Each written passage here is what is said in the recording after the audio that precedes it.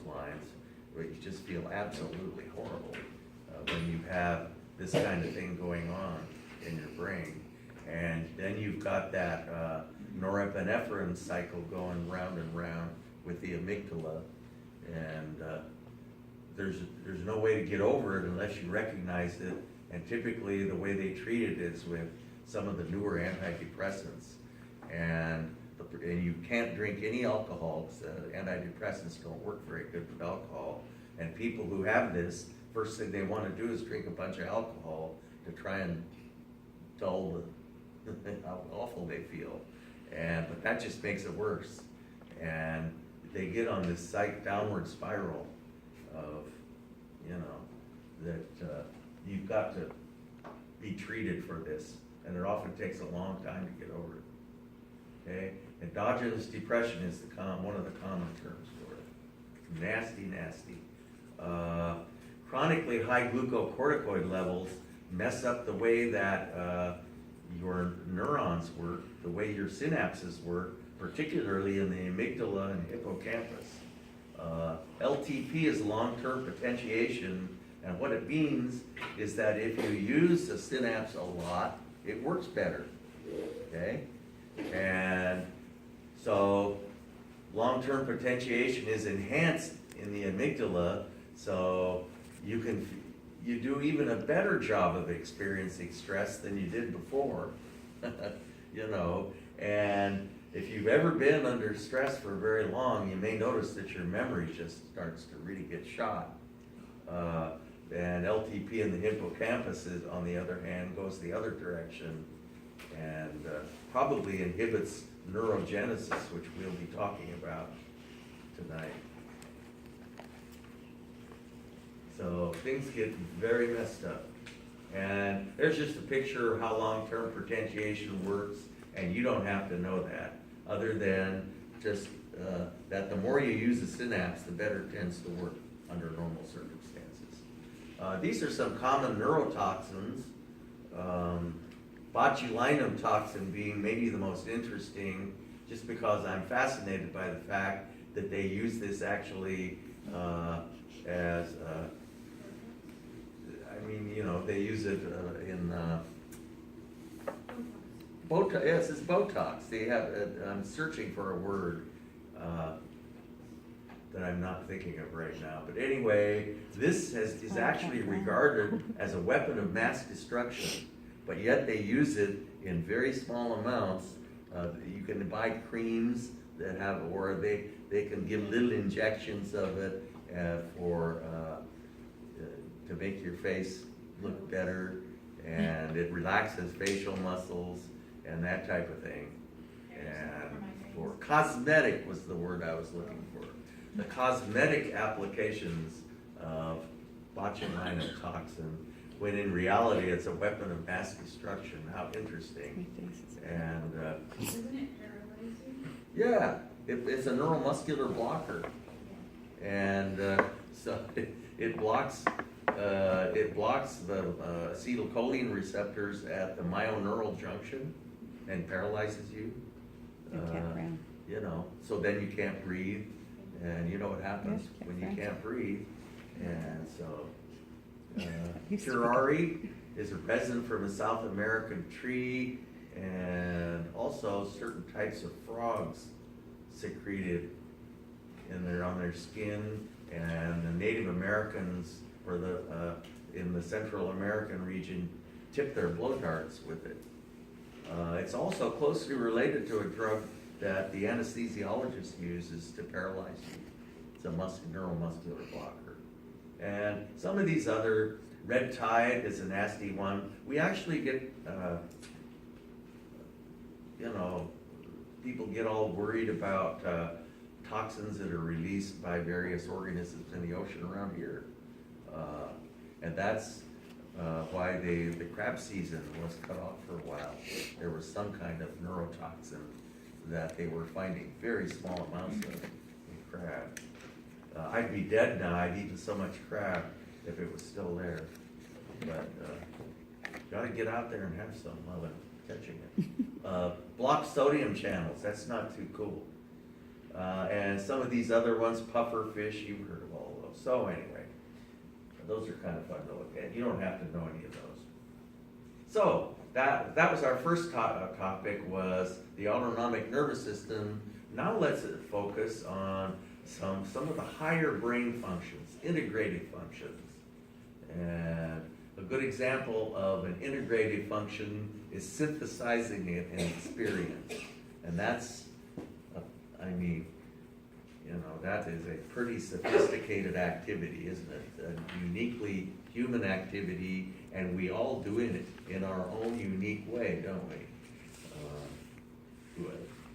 We could all experience something that was the result of the same stimuli, and yet we would all experience it differently, using different circuits and different approaches, psychological approaches, and psychologists love to think about those kinds of things, although the number of permutations are just limitless.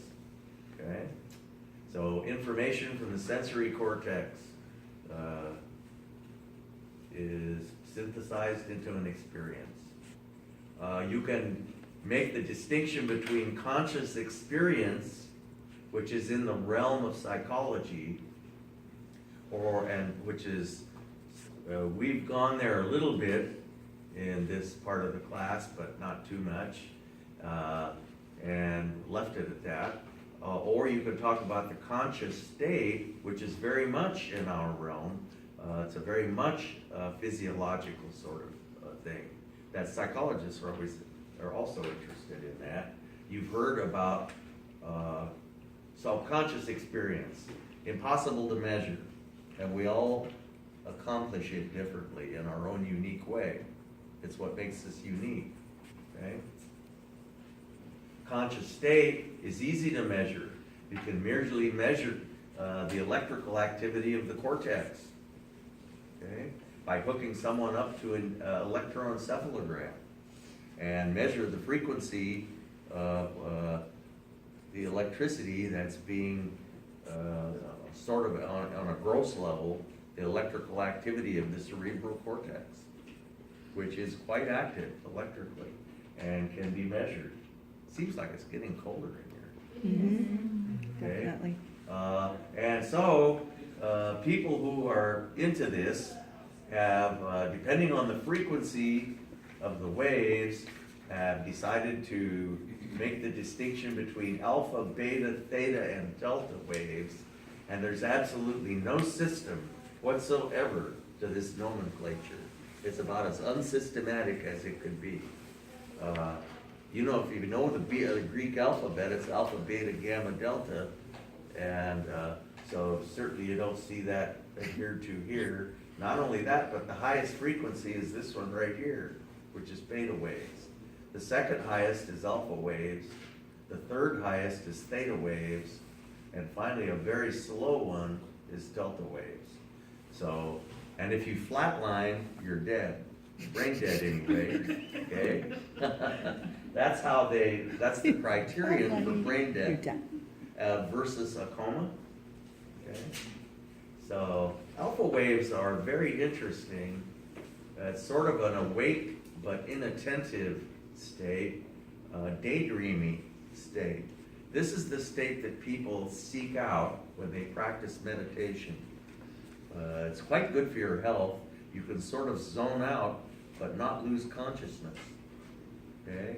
And your blood pressure is lowered and you reach this state of intense relaxation. The oxygen consumption of your brain is still rather high. I bet you hardly any of you are in this state right now. Most of you are in the beta state, and certainly you better not be in this state when you're driving home, okay? The beta state is what most of you are in now, okay? And it's characterized by intense concentration and mental activity and that sort of thing. Theta waves, the theta state is what you are in when you start to fall asleep, and delta waves are what you are in when you finally fall deeply asleep. Okay?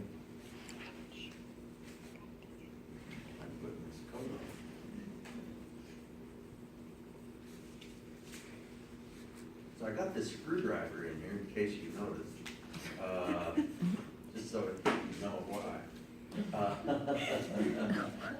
Because last year the eyes came in this great big can that was really difficult to open, so I came equipped with a screwdriver this time. And lo and behold, they're in a great big plastic bag, so I don't need a screwdriver to open it. I'm very pleasantly Can surprised. you use that screwdriver to fix the seat? What? Use that screwdriver to fix the seat in this room. Well, yeah, you probably could. Yeah, if you were so inclined. Oh, Yeah. Are these cow eyes or you guys like? Yes, cow eyes. Yeah, they're in, ready to go. Okay. And so, At least they're big. okay, so alpha waves. Probably the most interesting state. Low amplitude waves that are indicative of an awake and inattentive state. Individuals practicing meditation are seeking this state. Beta waves, indicative of a brain that is awake and highly attentive. Very irregular waves which occur in the early stages of sleep. High amplitude and low frequency waves that occur during deep sleep. Couldn't you say that alpha waves are when you're watching TV, like you're relaxing? Could be, depending on whether or not you're highly attentive. Yeah. So, if you kind of zone out when you watch TV, maybe you're in an alpha state. Okay? If you flatline, you are technically brain dead. Okay? If you cut off oxygen from the brain for 4 or 5 minutes, that's about it for the brain. Even less, even a shorter period than that will cause damage. So, okay, on the other hand, people in a coma might be in a coma for some other reason, and might still exhibit a fair amount of activity on their EEG. Okay, the reticular activating system wakes us every morning by turning on the cortex. Okay, the reticular activating system is a diffuse set of neurons, both in the brainstem and the thalamus. Okay, and there are 2 portions of it. The portion in the medulla oblongata is very responsive to sensory stimuli, like alarm clocks, or it's the sun streaming in through the window, or that type of thing, or the TV going in the other room. If someone turns on the news when you're trying to sleep, and that kind of thing. So the medullary portion, once it gets turned on, turns on the thalamic portion. Remember, the thalamus connects to a lot of, it's the sensory switchboard, and so the thalamic part of the reticular activating system then turns on the rest of the cortex. Okay? The cortex in turn, once it starts to awaken, sends signals back to the reticular activating system, which activates it further, and they bounce back, they bounce signals back and forth, and that's what's going on during the process when you're waking up in the morning. And it usually takes a few minutes at least to wake up thoroughly up, because you're bouncing back and forth between the cortex and the reticular activating system. People who damage the brainstem, it's possible they can damage their reticular activating system and lose the ability to turn on the cortex, and that could be a common cause of a coma. Okay? You could have the rest of your brain totally intact, and if you can't turn on the cortex, you could be in a coma indefinitely, if you do permanent damage to your reticular activating system. It's pretty interesting stuff, actually. Okay, and so the reticular activating system in the medulla, radiating impulses out to the cortex. That's a pretty old picture. And once activated, the cortex radiates impulses back. Okay, So the medullary versus the thalamic portion of the reticular activating system. And here's a really old picture of a kitty, and there's the kitty's brain, okay? And an alarm clock goes off, sleeping kitty. And of course that turns on the reticular activating system, and this is the EKG of the kitty, and you see very low frequency waves here indicative of deep sleep that start to increase in frequency quite dramatically. And okay, so any kind of, you could poke someone with a pin and that would also turn on the reticular activating system. Any kind of sensory input turns on the reticular activating system. And now the kitty gets all awakened, and so you get impulses being sent to the cortex. Notice that a kitty cortex isn't as big as ours. And then the cortex starts radiating inputs back to the reticular activating system, and pretty soon the kitty is awake. Really high frequency impulses then. General anesthesia consists of drugs that dampen the reticular activating system. If you can't turn on the cortex, that's where we experience pain, isn't it? Okay? We experience pain in the somatic sensory cortex, and if it is not turned on, then we can't experience pain. A couple hundred, a long time ago, they used to do it with a bottle of whiskey if they were going to pull a tooth out or something. The Egyptians had a really diabolical way of doing it. They would the doctor would had a whole selection of these blocks, wooden blocks that had an indentation, and he'd find one that most closely fit your head and put it over your head and hit it with a great big hammer. And that's the way that they would turn off your cortex. So to do various surgical procedures way back in Egyptian times. Okay, and one thing that is easy to talk about, used to be we couldn't talk about many things at all. Now I'm able to talk about a few more things. But we've been able to talk about sleep for a long time. It's easy to hire a bunch of people that'll sleep for you, okay? And psychology departments do this all the time and observe them and hook them up to stuff and observe them. They have sleep clinics for people. Rogue Valley Medical Center has a whole wing, at least a floor of a whole wing dedicated to sleep therapy and trying to help people find ways to sleep better, and they'll hook you up, and I don't know how you're going to sleep. If you have trouble sleeping anyway, I don't know how you sleep there, but whatever. And they hook you up and measure the percent of deep sleep versus the percent of REM sleep that you go through every night. REM sleep is rapid eye movement sleep, and it's particularly interesting. Okay? Sleep onset involves the entry into deep sleep. And serotonin is the neurotransmitter of deep sleep, secreted by Raphè's nucleus. Sessions of deep sleep last about 90 minutes, with the gradual passage through stages 1 to 4 of deep sleep. We have very little dreaming at first during deep sleep, okay?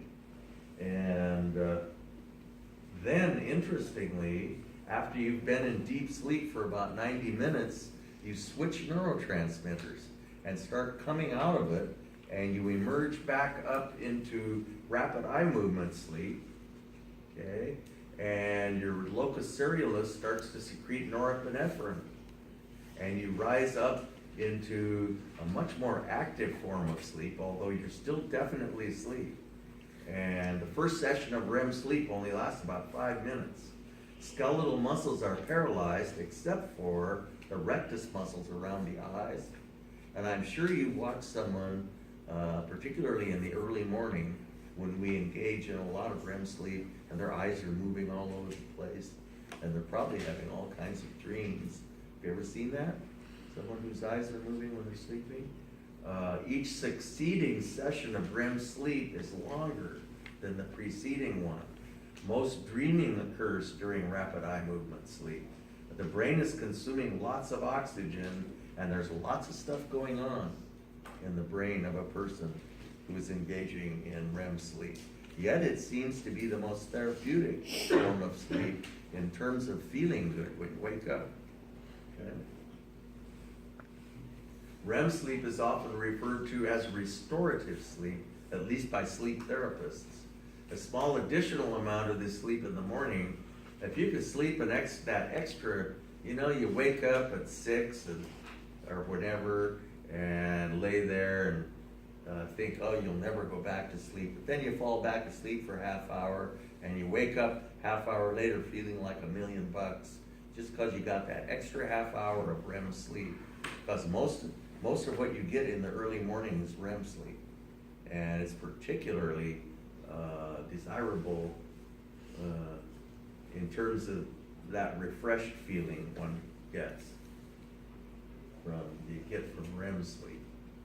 Okay, and so this shows sleep cycles and what your various frequencies, and so you drop way down into deep sleep, which is characterized by delta waves, stage 1, 2, 3, and 4 of deep sleep, and after 90 minutes, you start to come back up into REM sleep, and you're in the alpha state in REM sleep, and the brain is very active, oxygen consumption is way up, but you're definitely still asleep.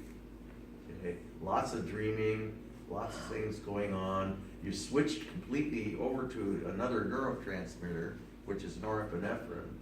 Then after 5 minutes, you go back down into deep sleep, but notice that each successive session of REM sleep is longer, and you get your longest ones early in the morning. And if you can sleep even later, you can get even longer ones. See,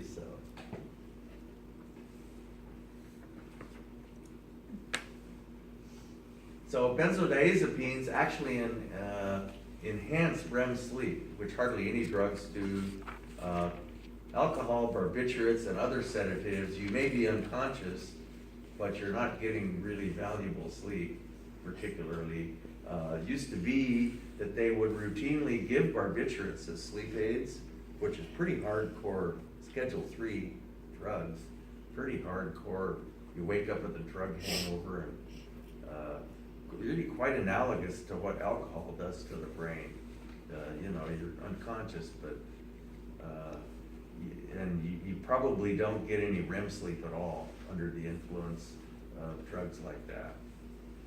So, okay. So here's your various frequencies of waves. Okay. The biological clock in the hypothalamus is involved in sleep induction. Remember the suprachiasmatic nucleus. Have you ever seen the ads or heard them on the radio about blind people who suffer, they call it non-24? It seems to me all they'd have to do is take melatonin when it was time for them to go to sleep, and it might really help, because melatonin influences the suprachiasmatic nucleus. What happens is your pineal gland, the stimulus for your pineal gland to make melatonin is when the lights go out. And of course, if you're blind, the lights are out all the time. So your pineal gland doesn't know when to make melatonin. I would think it'd be a terrific problem. And people don't sleep at the right times, if at all. So, okay. So anyway, the biological clock in the hypothalamus is involved in sleep induction, as we know. Okay. And we've talked about that, melatonin and sleep induction. Okay. So, the reticular activating system is involved in sleep induction, probably just in the sense that it's inactive. You want to remove most stimuli which of course turns off the reticular activating system.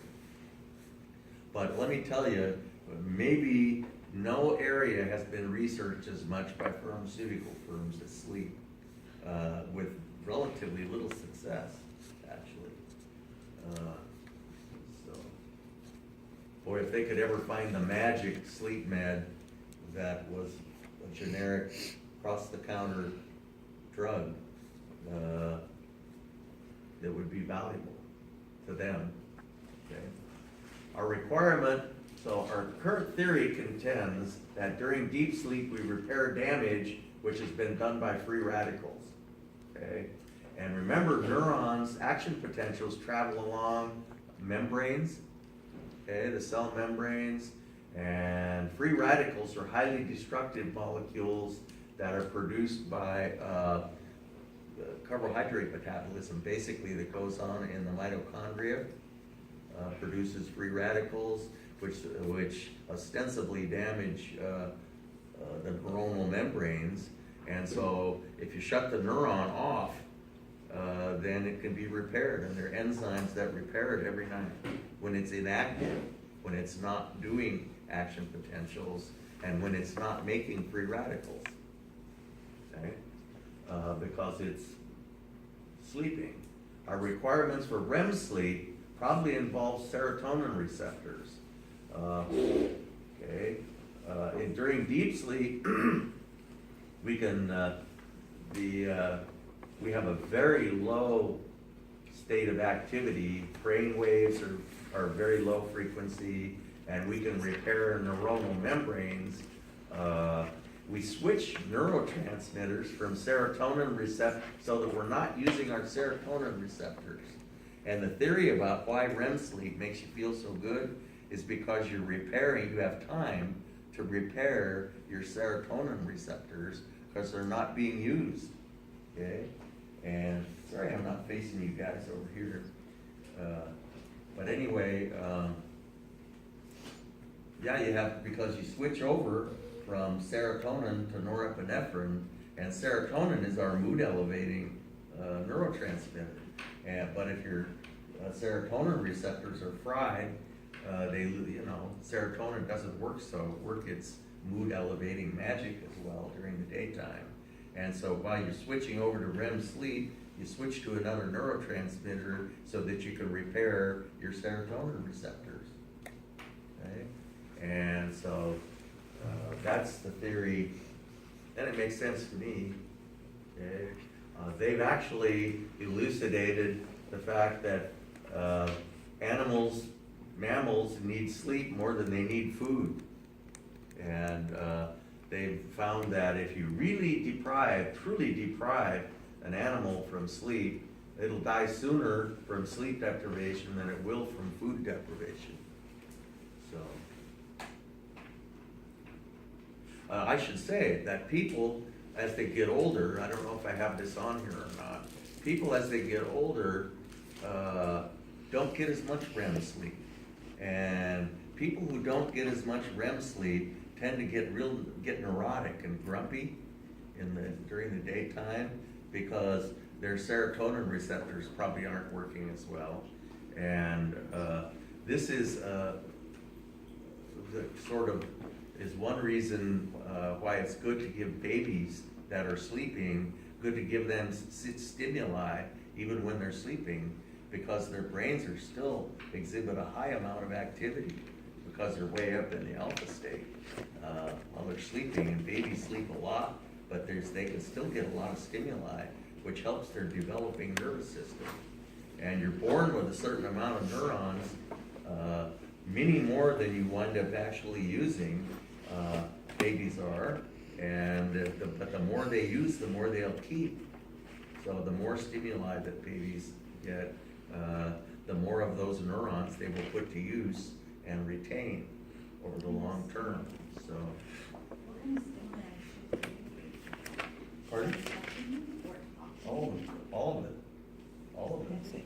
Any kind of stimuli. I should, probably try not to wake it up. I mean, yeah, but any kind of stimuli is good. Music, talking. I think parents talking is particularly good. But touching is good. And I remember My first conscious sound was a Chopin piece that my parents were playing on the record player. So it must have made some impression on me. I never forgot it as long as I was Polonaise in A flat. So, anyway, Yeah, they said not to give babies too much stimulus. I had 2 babies. well, I'm not the baby expert around here, but that's, yeah. So, you know, purely one school of thought. So, if you're sleep deprived, why doesn't your body just shut down and go to sleep? Why does it? You know, will you get to a point where you're so tired that you just go to sleep wherever you're at instead of die? Like, it seems like it would reset. You'd think you would, Maybe they do purposely keep them awake till they die. I It's don't more know. of a torture. Yeah. Okay. Yeah. I don't know, I wasn't there and I'm glad I wasn't, because, you know, I'm sort of an animals rights person.